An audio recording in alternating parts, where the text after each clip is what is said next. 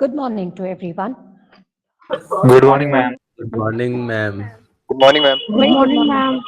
Good Good morning to morning, you ma'am. all. Good Good morning, morning. ma'am. Good morning, Good ma'am. morning. Good morning. So once again, Good welcome morning, back ma'am. to another session on communicative English.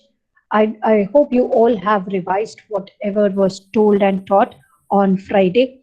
It was related to the different types of reports, all right? And I hope everybody could remember and identify the importance of writing report. What is the importance of uh, writing down? What is the importance of noting down? Why one should keep maintain or have a proper record of all the things that had happened in the form of report. So in today's class, just very quickly, I'm going to give you a quick brief of what we have done. On Friday, we started in like knowing what are the different types of report. In the session or during the session, we discussed about the different types like routine, which we mention, which we write, which we collect on regular basis, where we try to find something new, where we try to find something which is absolutely not known to people, where we are trying to find something innovative, or when we try to implement some new idea or thought, then we write the research report.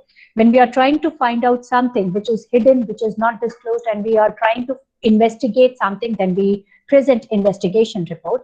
The things that cannot be shared with others, any kind of report which cannot be shared with others, but it is very confidential and to be disclosed only with the concerned people, then we call it as confidential report.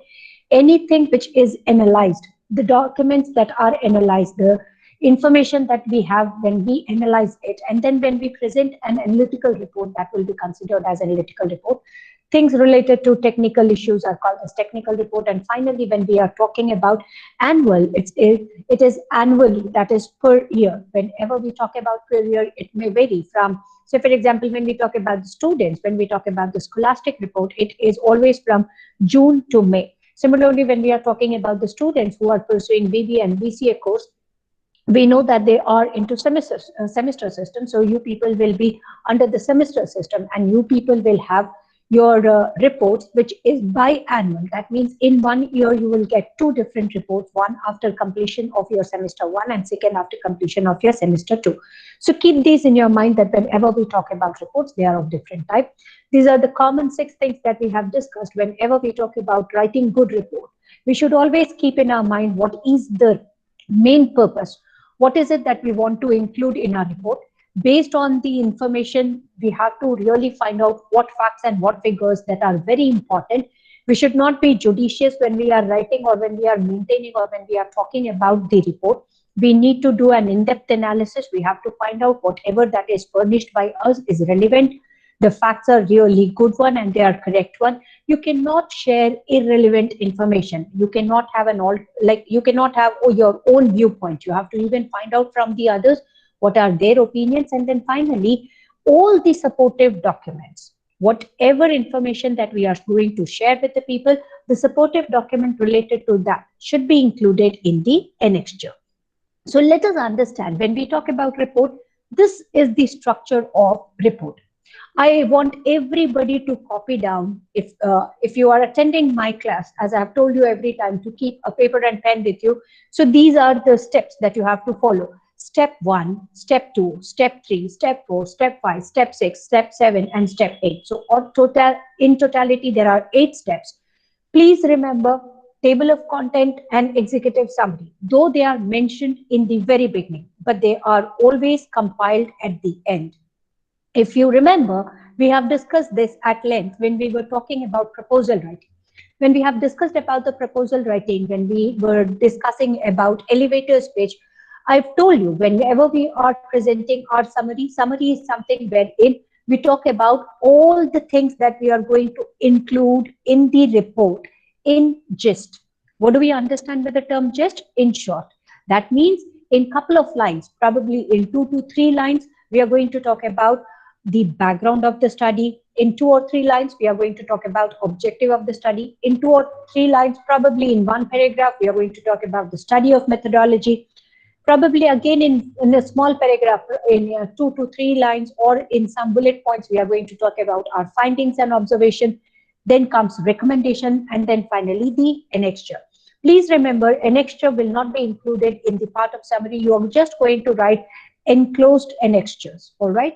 So executive summary is something, though we mention it in the very beginning, but we are always drafting it, or we draft it at the end of the report, at the end of the task. Then comes table of content. Table of content is the details which talks about what is there on which page number. Say, for example, when you take a new book, when you purchase a new book, and when you are reading the different stories, when you are reading the different information that is furnished in that particular book, what do? You check the table of content, that is index. You all know it with the name index, and in the index you will see the name of the different chapters, the name of the sub chapters, and then the page number, or from which page number to which page number does the information is shared or furnished. That will be mentioned in index. Similarly, even in a report, you have to write the table of content. And so therefore, please remember, though we present it in the initial pages of the report, or even when we talk about proposal, though they are mentioned in the initial pages, please keep this in your mind. The last thing that you're going to do is write the table of content. It will be the last part. It is going to be the absolutely last task. Before doing that, we are going to include executive summary, wherein we are going to talk about the complete information in couple of paragraphs. When I say couple of paragraphs, probably in 500 words or maximum limit of 1000 words, we are going to present our executive summary. Now, let us understand the basic what we present whenever we talk about report. Whenever somebody is asking you to write a report will be based on some company, some event, some function, some activity, something which is troubling you, a problem statement, or probably a case. So you should identify the background. When you are talking about identifying the background, try to keep this in your mind. Identification of background happens, or you can do the identification of background by knowing the name of the organization, how old the organization is, what are the reasons why we are talking about this organization at length. So when you talk about the name of the organization, the functions of the organization, the jobs and the responsibilities of the people who are working in the organization, that will be considered as background of study. I repeat, say for example, if I ask you to write a report on some of the activity which had happened in your class.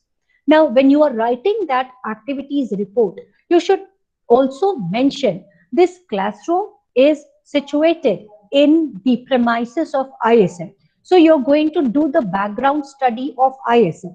When it was established, who are the founders, who is the chairman, who is the vice chairman, how many, like who is the director, who are the other board members, how many faculties are there, what are the facilities that are there. So once when you do the background study, only then you will come to the next step.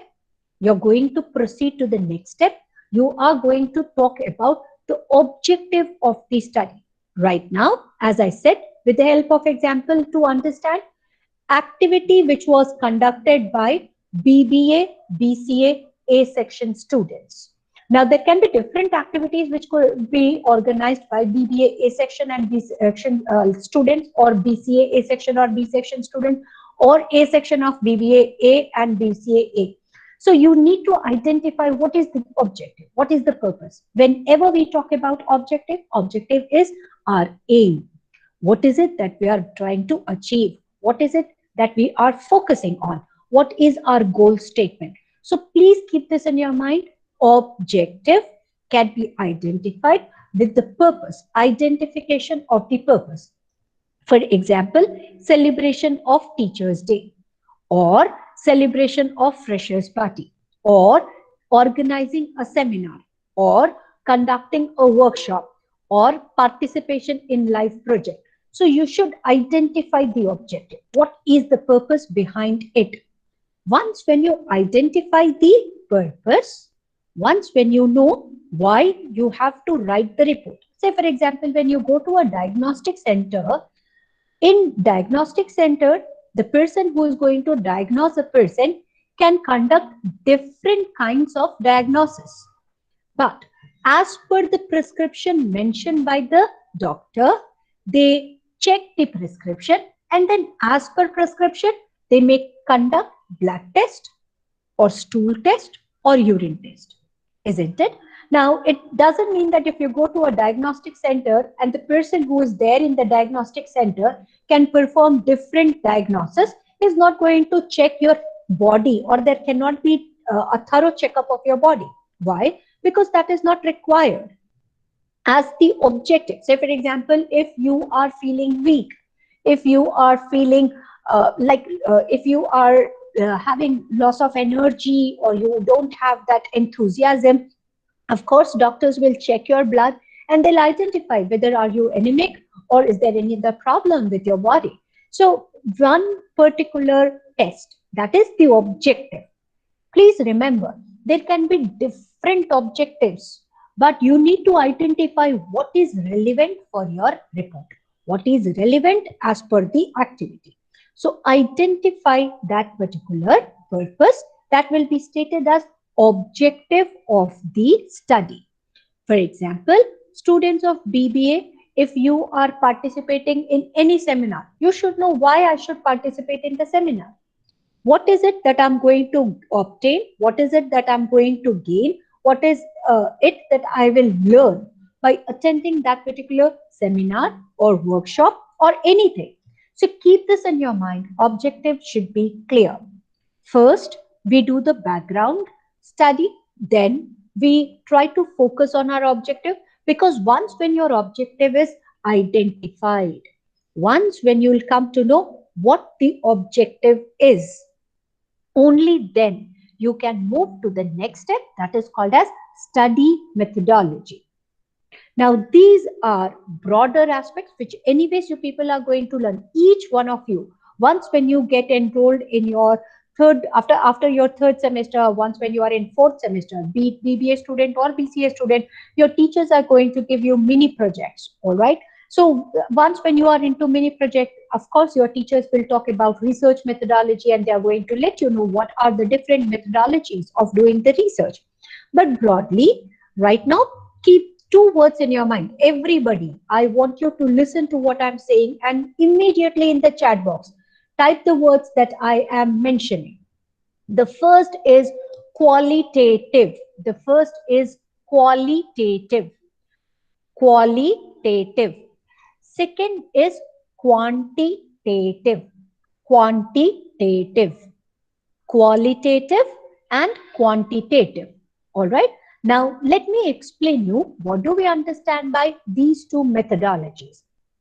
The word, if you break qualitative, the root word is quality. If you if you reach up to the root word of quantitative, you will hear the word quantity. All right. Now, when we say quantity here, quantity is something which you can measure. Say, for example, when we talk about numbers, any kind of numerical number, when it can be presented or represented in table, charts, graph, these all are quantitative. I repeat, whenever we talk about quantitative, quantity means anything which can be represented in numerical way. For example, when I talk about your marks, class test, class test can be presented in quantity. Out of 20, what is your score? Could you understand here what is quantity?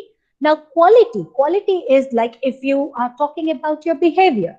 Now, your behavior, of course, it can be measured in parameter. It can be recorded in terms of percentage. Say, for example, out of 100, what is the score that you can be awarded with? But generally, how do people talk about your behavior? They'll say his behavior is good, her behavior is very good, she is an excellent student, he is an excellent student. So whenever we are talking about qualitative, quality talks about the the betterness. Whenever we say this is good, this is bad, this is better, this is best, this is worse, or this is worse, so we are talking about its quality. When we check the cloth, we say that the quality of the cloth is not good. You have ordered something on Amazon You have received the consignment, but once when you opened the consignment and when you checked, you identified that the quality of the cloth is not good. So you should keep this in your mind whenever we are talking about any report.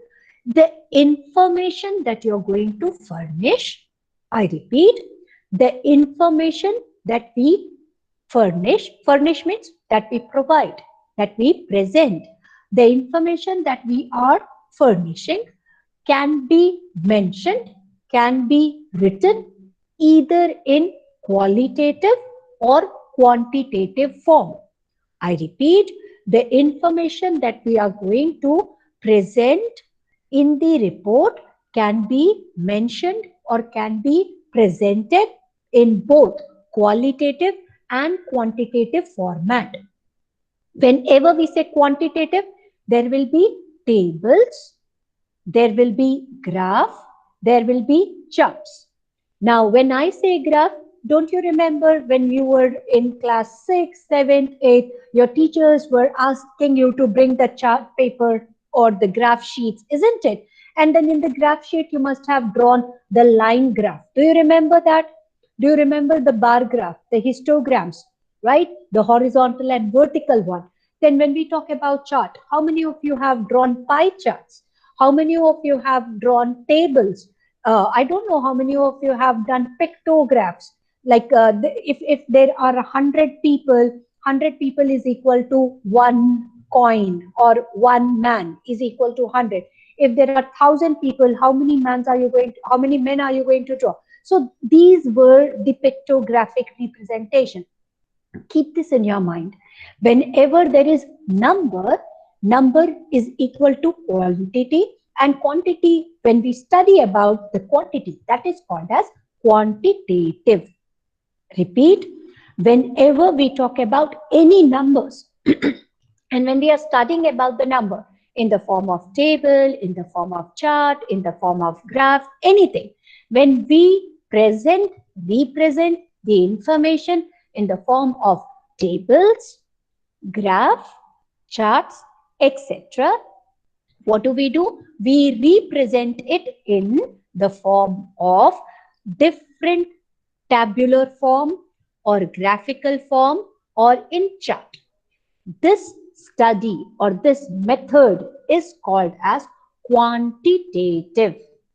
Similarly, when we talk about qualitative methods are those methods wherein we talk about the quality of the work, the quality of product. Say, for example, when we talk about mobile phones, we talk a lot about the quality. We talk about its advantages. We will be discussing about disadvantages. We may be talking at length about the features, about its benefit that the people, the users, the end users that they are going to get.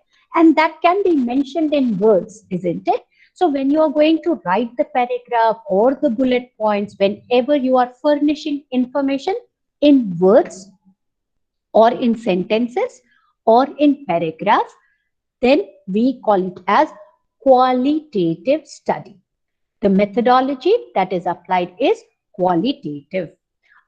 Did I clear this part? Study methodology. There are two methodologies, quantitative, qualitative. Quantity, the word quantity means numbers. So whenever we talk about table, charts, graph, what are the three things that I'm discussing here? Under the quantity, three things should immediately come in your mind. You should talk about table. Have you designed any table anytime? Like your mark sheet. Whenever you talk about your mark sheet, when you want to compare your mark sheet with your friend's mark sheet, you can draw a table, isn't it? You can draw the histogram showing each subject and the difference of marks that you and your friends have obtained. And then finally, the percentage can be presented in pie chart, isn't it? Now, the information that you are sharing can be even written in words. That is called as qualitative. Now, based on the study methodology, you will come to certain answers to your question. That is the reason why the next step is finding an observation. Here we are. We are talking about findings and observation. When we talk about findings and observation, what are we discussing? We are talking about what is it that we are trying to come to a conclusion. Say, for example, when we talk about our objective, as I said, objective is something that we are trying to reach to. So that part which you are setting as your goal, something that you are trying to find, the findings, the information that you are going to collect, the information that you are going to gather, the observations that you are going to make, that will be presented after talking about your methodology. Then the conclusion or recommendations, whatever the conclusions that you are going to derive or whatever you want to recommend will be mentioned in recommendation. And finally, you are going to talk about annexure, supportive documents. When we were talking about writing effective letter, I don't know how many of you recall. First, we talked about outline and organizing our idea, gathering information, appropriate recipient should be there, then we should know how to draft it. And then we talked about the rest, wherein we talked about gathering the information, wherein it should be simple, short, straightforward. We should generate interest, maintain interest among the reader. And then we discussed about this word which is called as supportive document, and finally review and revise. So when we talk about supportive document, you should keep in your mind supportive documents are those which are the documents which will help you to reach to the conclusion. Say, for example, you want to know whether ISM is a good college or a bad college. Now, outside ISM, if you will try to find out the one who did not study in ISM, the one who are not, who have never joined ISM, if you go and find out from them, they will give answer, but their answers cannot be accepted. Why? Because they are not part of ISM.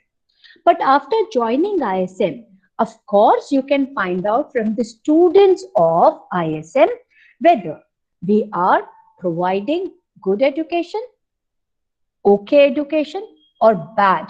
The delivery part is good, okay, or bad. So that is the reason why your feedback will matter a lot. Your feedbacks are very, very important. So keep this in your mind. Why you should identify? Because of your finding and observation, you are going to draw the recommendation. And when we talk about these, I report the supportive document. Say in the report you said that at ISM, the teachers are not teaching well.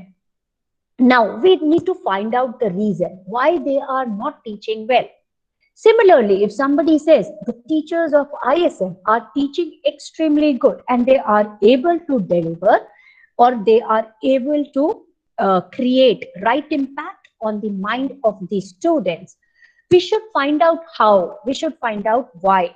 So keep this in your mind, boys and girls, that whenever we are asking a question, we need to have alternative viewpoints. Do you remember the essentials of good report writing? If somebody says good, why do you think it is good? If somebody says why do they think that it is bad? And you have to reach up, you have to provide authoritative facts and figures. So all those documents which are related to report, you cannot include in the middle, isn't it? Because here you are going to talk only about report, what did you find, what are your observations, what are your recommendations. But whatever the groundwork, let's say for example, you went, you have conducted interview with 10 different people or 20 different people, you should know, isn't it, that what were the questions that were asked, what are their answers. So that will be included in the segment called annexure. All right, so annexure or annexures, these are again very important. Because of these, you can support your information that you're going to furnish in this particular document. So am I clear with everyone? So did we understand when somebody is talking about structuring the report? If somebody says, come on, you have to write a report, you should always keep these 8 things in your mind. Immediately, as a student, you cannot write one-page report and you cannot say that, ma'am, this is the report. No, that's not the report. Report writing talks about a proper structure. What are the structure? There are 8 different segments. Now, what is the first one? Table of content. What follows then? Executive summary. Though we talk about executive summary here, but time and again I have repeated, only after doing first step to the last step. That is from background study, identifying the objective, identifying the study methodology, then looking for findings and observation, then coming up with recommendations and conclusion. From here till here, whatever you have found out, that will be mentioned in 1 to 2 page, which is called as executive summary. So am I clear with everyone what we understand? Like the term executive summary, though we mention it here, but it is always written, presented, documented at the end. And at the utmost end in the sense, totally at the end, we draft table of content in which we include each and everything. So in which page number we have presented executive summary, from which page to which page are we talking about the background of the study, what in which page did we mention about the objective of study, in which page number did we mention about the study methodology, in which page number did we talk about the findings and observation, where are the conclusions or recommendations written in which page number, and annexure, if there is only one annexure, from which page number to which page number. But if there are number of annexures, then annexure 1 from this page to this page number, annexure 2 from following page numbers to the followed page number. So you have to keep this in your mind. That is the reason, though we mentioned about table of content in the very beginning, but this is the last part that we always mention. And keep this in your mind. If you are reading any book, if you are collecting information from the different sources, you have to mention even the references. You have to even identify and point out the reference source. So we are going to discuss about bibliography and referencing in our future classes, where we are going to talk about the different compositions, writing the abstract, writing the testimony and all right. So keep that in your mind that yes, we will be talking about referencing, bibliography, or how do we write the different references and how do we write it. All right. For the time being, I want you to focus on the structure. And this is the end. This is the place where I'm going to stop today. When we talk about findings and observation, please remember, boys and girls, to find information is not easy. Why? Because whenever we talk about finding information, if we talk about information, there are humongous and in fact numerous sources of information. Say, for example, if you want to know about anything, for you it can be a minute, a very small information that you want to collect. But moment you are going to try to find about it, you will see there are millions of people who have different opinion, who are ready to share the information, and then you will come across the pool of information. So please identify from where to find the relevant information. Quickly, I have already explained this. Can we rely on Wikipedia? Yes or no? Quickly in the chat box. I want to see how many of you are really attentive. Can we rely? Can I, if I am looking for some information, can I rely on Wikipedia? Yes or no? Quickly, yes or no? Okay. So if you have stated yes, you are wrong. If you have stated no, you are right. Why? Because it is open source. Anyone can include any information in Wikipedia. All right. And so therefore, even when you are reading Wikipedia, it is very clearly mentioned that you cannot rely on the information shared. You have to check its authenticity. So similarly, when we are talking about writing the report or presenting the report, you have to always keep in your mind the sources, the place from where you are going to collect, gather, and find information. If you have collected information, if you have found out the relevant information, if you have pooled all the required and necessary information, out of the pool, you have to evaluate what is important for me and what is not important for me. Let me give you a small example, and quickly in the chat box, you should say, if it is to be included, you write I. If it is to be excluded, write E. When I talk about BBA and BCA students, When we are talking or when we are learning communicative English, knowing the grammar rules of Hindi, should we include or should we exclude? When we are trying to find the information related to English language learning. Okay. Ananta Kumari said included. Rather, it's a wrong answer, dear. We will not include because, again, Vijay Shankar Dubey is against, he has also agreed with Ananta, but in fact, you cannot include because vernacular languages, the grammar rule of vernacular language is totally different. The structure pattern of the vernacular languages is totally different. Whenever we talk about the sentence structure of that is mentioned in English, you will always see the tenses are the tenses, particularly when we talk about the tenses are mentioned immediately after the subject. Immediately after subject, we mention the tense. Whereas in vernacular language, when we talk about the sentence structure, the tenses are mentioned at the end. The place where they put the tenses is always at the end. Hence, you cannot include, and you cannot say that if I know the tense structure or if I know the sentence structure of Hindi, I can easily write the sentences even in English. All right. So it has to be excluded. Now, if I'm talking about technology, learning technology, is it to be included in management studies or excluded? Very good, Pintu. Yes, it has to be included. Everybody is agreeing. Yes, it has to be included. Why? Because these days, without technology, we cannot we cannot move ahead. We cannot function in a proper way. So therefore, we have to keep this in our mind whenever we are talking about. You cannot exclude Deepak because without technology, management cannot work. Do you think that manually can we take each and every activity without the help of technology? Is it possible for the management people to do their task, do their day-to-day activity? No, better. So you cannot exclude it. You have to include it. So Deepak, I want you to please correct yourself. Can I get the answer from your end? Can we, or should we include technology? Yes or no? If it is to be included, type I. If it is to be excluded, type E. All right. So correct your answer, Deepak Gupta. Further, when we talk about evaluating, that is the reason why I said here, once after finding the information, you have to evaluate what to be included, what to be excluded. Evaluation means now you judge. You have to judge. Should I include this information in my report or should I exclude the information in my report? Because when we talk about information, information can be a lot.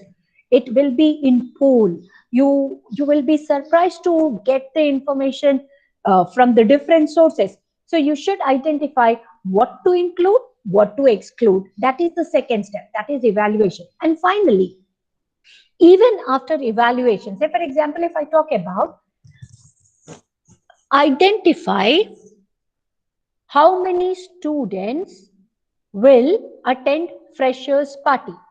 Are you going to take the record from the total number of pass outs of 12th class to identify the total number of freshers at ISM, or will you judge with the admission sheet? Quickly, admission sheet or pass out information?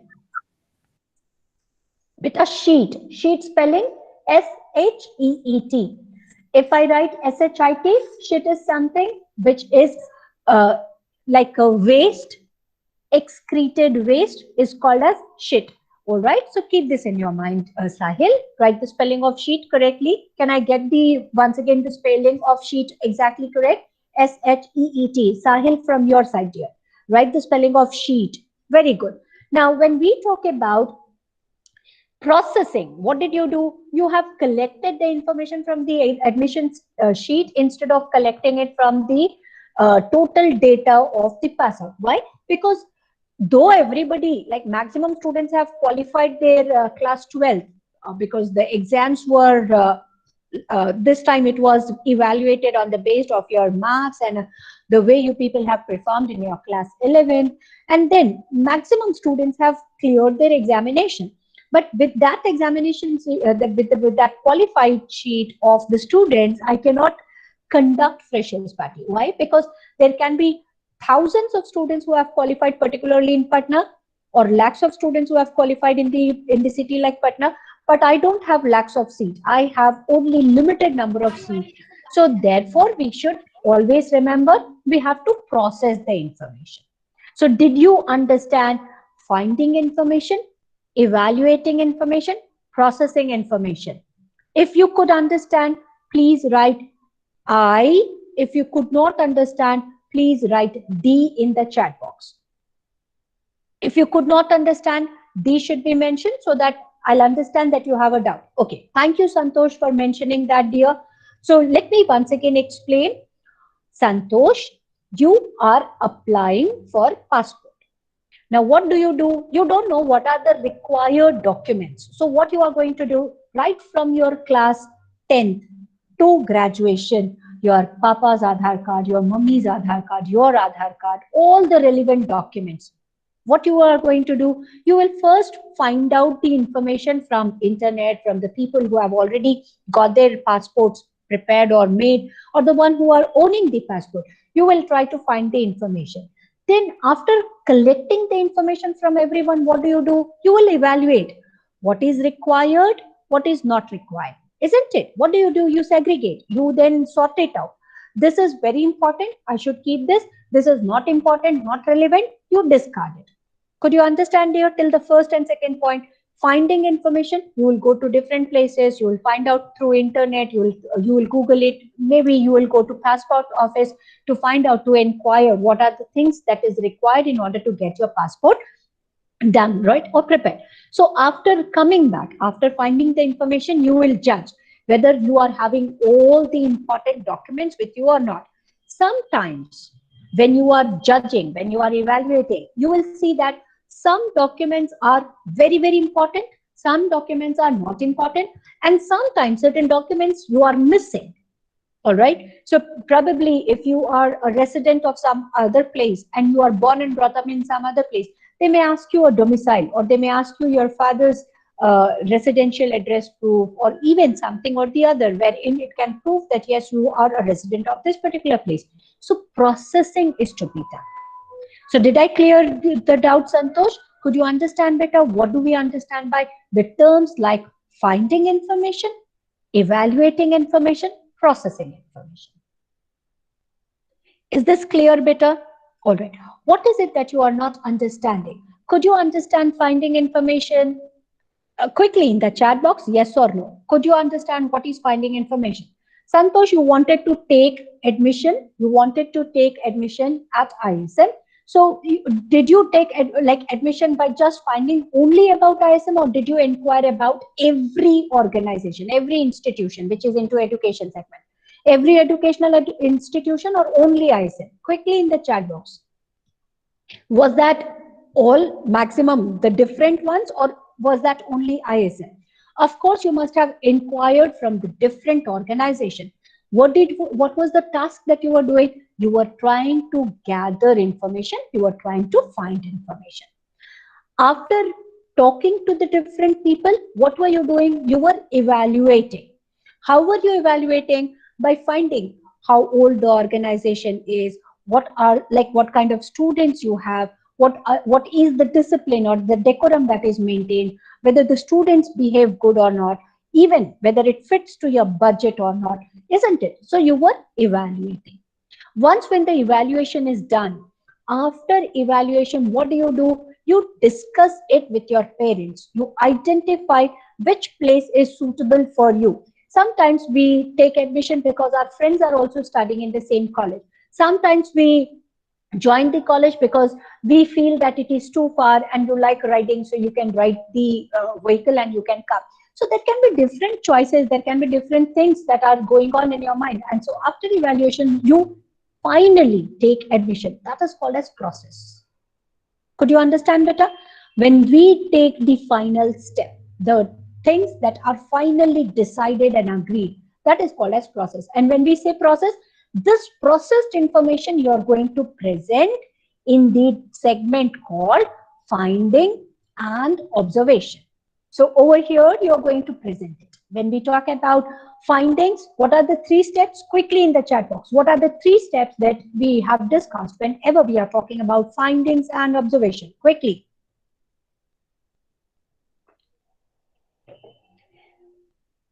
I want everyone to write down in the chat box, what are the 3 steps that we have discussed whenever we are talking about finding and observation? What are the 3 steps that we should follow? The 3 steps in order to find the information. Quickly. Excellent, Shantanu. Excellent, Bita. Finding, evaluating, and then processing. Yes, Ananta. Yes, Tanya. Yes, Vijay. Gathering, we can gather information, we can assemble information, we can pool information, we can find information. Very good. So once when you do this, where are you going to process and mention? You're going to process and mention over here. And then based on this, you are going to share your recommendation. Clear with everyone? So that's the end of today's chapter. I am going to share the attendance link on your email address. All right. So request you all to kindly mark your attendance on the shared link so that I can compile it. God bless you all. Take care of yourself. And please don't Thank you, stop ma'am. reading and revising because that is very important. All right. So let us discuss about another topic tomorrow. We are going to talk about in the report writing segment. When we were talking about qualitative and quantitative, we have to gather information. How do we gather information? All right, that we are going to discuss in tomorrow's class. Till then, keep revising, take care of your